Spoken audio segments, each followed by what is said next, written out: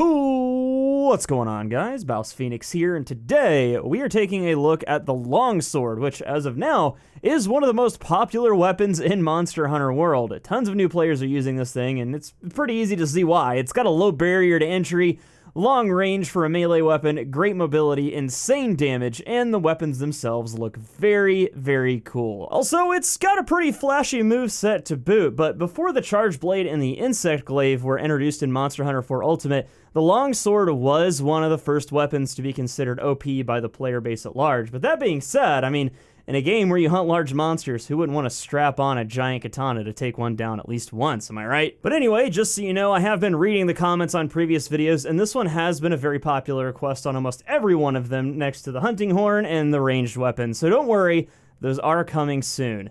Let's get back to Greatsword though. So while this is one of the more forgiving weapons to pick up and swing around, I've been seeing a lot of people online not using it to its full potential, and the purpose of this video is to walk you through some of the mechanics of longsword that you may or may not have noticed, or may not know how to control efficiently. So that way, we're all on the same page and you can be sure that you aren't missing anything. To do that, let's head over to the training room and we'll see what this thing is capable of. Starting with the basics, from neutral, we've got a nice triangle combo that's infinitely repeatable. The first hit in this combo gives us the step slash, and this is done just by pressing triangle from neutral. You don't have to press forward on the directional stick. If you keep pressing triangle, the combo will just go back around to the overhead slash. If you stop and attack again, you'll get the step slash and then go back into the overhead slash combo. Pressing circle from neutral will give you the thrust attack. Now, if you're quick, you may have noticed that we already get a thrust in our triangle combo after the overhead slash. Pressing circle for the thrust allows it to be an opener, or you can place it at any point in a combo as long as it doesn't come after a triangle thrust. This gives you a little bit of mix-up potential, and it's a fast attack with precision and long range, so it makes for an excellent quick poke. Replacing the step slash with this is good for those times where you don't want to step too far forward. Our last basic attack is the fade slash, performed by pressing triangle plus circle. Not only does this look cool, but executing it can sometimes put you out of harm's way. It has a massive hitbox as well, and it's a great repositioning tool if you were to step too far in front of a monster.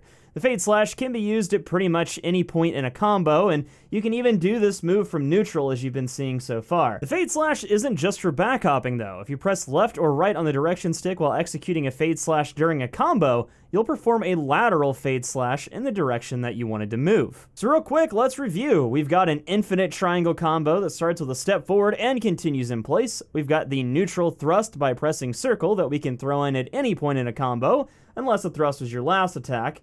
And we've got the fade slash by pressing triangle plus circle, which basically allows us to dodge and attack at the same time. Now, if you notice, every time we attack, the little red sword bar under the sharpness gauge fills up. This is the spirit gauge, and filling it allows us to perform spirit attacks, which are a huge part of using the longsword effectively. Now, I'm sure a lot of you are already familiar with this mechanic. The spirit attacks are the flashy longsword attacks that everyone loves, and they're pretty easy to execute by just spamming R2, but as you may have guessed, there's a little more to it than that, so let's take a look at how they work. With a full spirit gauge, pressing R2 gives you the Spirit Blade 1, 2, and 3 combo. On the fourth hit, you'll perform a Spirit Round Slash. Note that performing these attacks depletes the spirit gauge, but they're fairly powerful and have Mind's Eye, meaning they won't bounce off of hard monster parts. Just be sure to throw in some regular attacks to keep the gauge up in the middle of all that. Anyway, the Spirit Round Slash is super important because landing it increases your attack power and can do so up to 3 times. You'll know you're doing it right if the outline around the sword bar changes color. It goes from white to gold into red. You'll notice that your sword will change color accordingly as well. Now, your first goal in any hunt scenario should be to achieve red spirit gauge, as this will allow maximum damage output. Now, aside from the R2 spam, there are some multiple input combos. If you press R2 and triangle, you get the spirit thrust. This move has incredible range and can be done from neutral, in the middle of a combo, or at the end of one as a finisher. If you have a level of spirit gauge charged up and you land the spirit thrust, you'll automatically chain into the Spirit Helm Breaker, which is a pretty devastating attack as you can see here. Now, if you landed the Helm Breaker, you'll notice that your gauge flashes white. During this time, your spirit gauge will automatically refill. Lastly, we get the Foresight Slash by pressing R2 and circle at the same time. It's called the Foresight Slash because you use it at the right time and it dodges a monster's attack. Then the attack lands on a monster, you get a full spirit gauge, and you'll be able to immediately execute a Spirit Round Slash, which, remember, changes the color of the bar and powers us up. You do not want to spam this one though, because if you aren't using it to dodge an attack, it will deplete your entire spirit gauge bar and you'll be at an obvious disadvantage. Another thing I want to note is that if you perform a fade slash, then chain into R2 attacks afterwards, you'll get a spirit jumping slash, which can then chain directly into the spirit slash 3, then the spirit slash roundhouse. So try this combo out because it allows you to get your spirit round slash a little faster than just the standard R2 combo. You also get a little mobility with this combo and can reposition to land the roundhouse. For jumping attacks, you have two options. Pressing triangle while in the air gives you a standard slash that does mounting damage like any other weapon. Pressing R2 while in the air gives us the jumping spirit blade attack, which, as you can guess, is significantly more powerful and way more cool looking. While sliding, pressing triangle gets the jumping rising slash, which you can chain into a regular jumping slash, or you can press R2 to get the aerial draw spirit blade.